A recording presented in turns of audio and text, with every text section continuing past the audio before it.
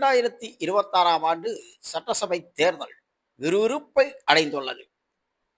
திமுக தலைமையில் ஒரு கூட்டணியும், அதிமுக பாஜக தலைமையில் ஒரு கூட்டணியும் அமைந்துள்ள சூழலில் விஜய் தனித்து போட்டியிடுவார் என தெரிய வருகிறது.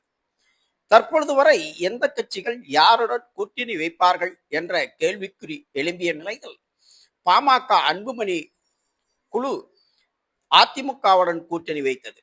காங்கிரஸ் கூட்டணி இன்னும் முடிவு செய்யப்படாத நிலையில் தற்பொழுது தேமுதிக நிலை கேள்விக்குறியான நிலையில் இருந்தது. அதிமுகவுடனும் திமுகவுடனும் பேசிக் கொண்டிருப்பதாக செய்திகள் வந்த நிலையில் இன்று தேமுதிக பொதுச் செயலாளரும் தலைவருமான பிரேமலதா மு.க.ஸ்டாலினை அறிவாலயத்தில் சந்தித்து திமுக கூட்டணியில் தங்கள் கட்சியை இணைத்துக் கொண்டார். எனவே திமுக கூட்டணியில் விஜயகாந்தின் தேமுதிக கட்சி இணைந்துள்ளது என்பது இன்று அதிகாரப்பூர்வமாக அறிவிக்கப்பட்டுள்ளது. எனவே தேமுதிக திமுக கூட்டணியில்